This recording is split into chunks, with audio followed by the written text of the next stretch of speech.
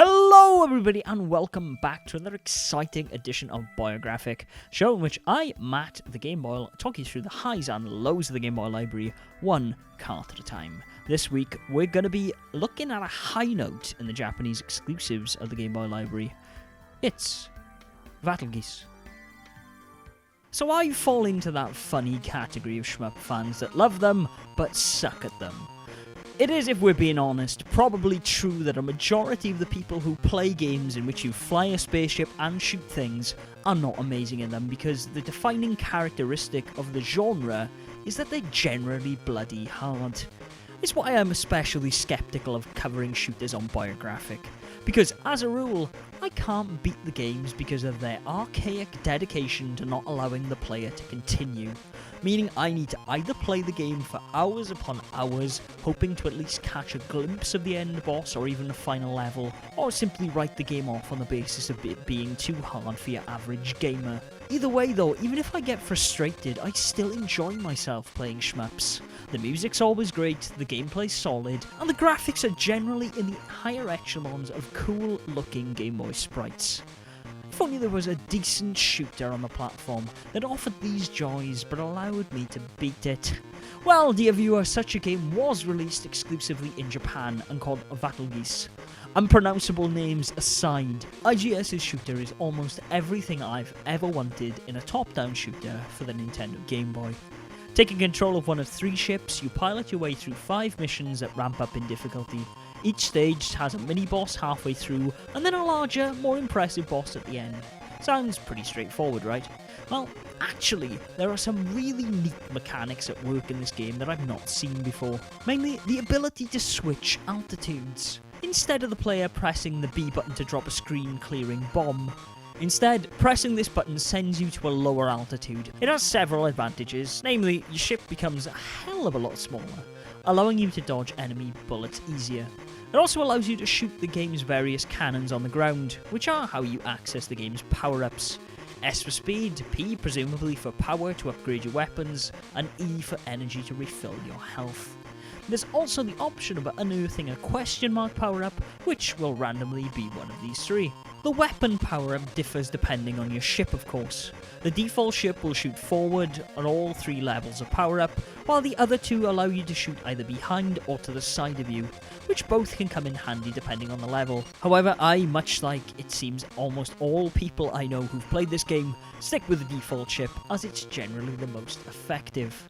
You are still susceptible to getting shot, however, while in low altitude, and not staying there is generally advised, as the scenery flowing under you in regular play has several walls, totems, and other obstacles that, while they only serve as a backdrop regularly, at low altitude can be crashed into and are incredibly detrimental to your ship's health. Yeah, that's right, you heard me. Your ship has a health bar, meaning you're not going to get gypped over by rogue bullets invisible due to screen tearing, or the later game's almost bullet hell barrage of projectiles. Hooray! You do only have 1 life, however, so if you die, even on the bosses, it's back to the beginning for you, sucker. The game, fortunately, is incredibly generous and offers unlimited continues, however, meaning you can just keep trying at any level you have an issue with until you beat it. Between stages, you can also switch out your ship by pressing the select button depending on your tactics. Oh, that's why you've hidden the ship select button up until now, Matt. Anime ladies! Yeah, for some reason, the pause and ship select screen feature 2 beautifully rendered anime ladies. Why, you might ask? I've no idea, as not only do I not have a boxed copy of Vattle Giuce, but I couldn't find a scan of it online. In fact, I couldn't find any information on the game's ships, its story, or generally anything other than the fact most people consider it a hidden gem on that there interwebs. So, if you know anything about the game's story, then please leave a comment down below. Fortunately, due to an eBay listing and a colleague with a knowledge of Japanese, I can tell you for certain that the back of the box informs the player of the following. In space, very far away from our solar system, humanity discovered another civilization. I also learned the Japanese translation for the game's name is Vattle Giuce, which would explain Vattle Giuce. It's trying to translate the phonetic sound into something that sounds remotely cool when said in English. And fails. Well, nice try, IGS. The game's enemy combatants, however, aren't on the same par as either the hero ships or the anime ladies, however, and look pretty damn bland. They tend to approach in a very simple pattern and aren't so much of a nuisance in themselves, but only present a real threat when the game throws a lot of them at you at the same time. This can at points leave the game's difficulty level feeling pretty low, but I promise you it picks up later in the game. It's also interesting that the lower altitude background is scrolling on a loop, allowing you to learn cannon placement and mine power-ups as needed. This is actually to the game's credit, however, as even after continuing, you've got a fair shot at getting powered up very quickly to play the level fairly. The end of stage bosses, however, are clearly where the budget for the enemy sprites went. They're huge and generally look pretty cool. However, they do have pretty basic attack patterns, not to mention that the weak areas tend to fly off screen more often than not, drawing out battles longer than they need to be. But as you probably already noticed, there's one notable strange style choice in this game's first and fifth level, and that's the fact that the game decides to invert the colours of the hero and enemy sprites, meaning you're flying a white ship over a dark background. It feels very jarring at first, but then again, I've never really been a fan of biverted Game Boy streams either. So while the game's graphics are on both ends of the quality spectrum, its soundtrack is one of the best on the system. Seriously, if your head's not been bopping this entire time to the bedding music, taken directly from Vattle Giuce itself, then I feel sorry for you.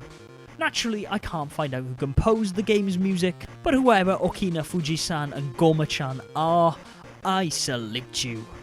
The last thing worth noting about Vattle Giuce is that according to the cutting room floor, the game seems to have also been intended for a Western release. An alternative title screen for the game with the name AAA can be found in the game's code.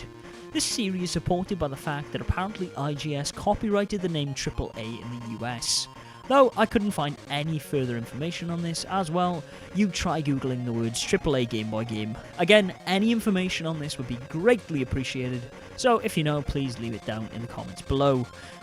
Vattle Giuce is without a doubt for me the best shooter I've played on the Game Boy. Its unlimited continues and use of a health bar will undoubtedly turn off most hardcore shmup fans, as I think if you're a savant at this genre, you're going to find the game pretty damned easy. Those who, like me, love shooters but can't always beat them, however, will find this game a joy to behold. It's a mixed bag in terms of both graphics and gameplay, but an enjoyable ride nonetheless, mainly due to its phenomenal soundtrack. Pick it up if you can, but as this game is rapidly growing in price as a sought-after import, maybe it's worth taking your friendly neighbourhood flash cartridge a spin to experience Vattle Giuce in all its glory. And that brings us to the end of another Boyographic, ladies and gentlemen. I hope you've enjoyed. If you have, then please like and subscribe if you haven't already. And if you do subscribe and think you know others who may be interested in the channel, then please share it. That's how it gets around.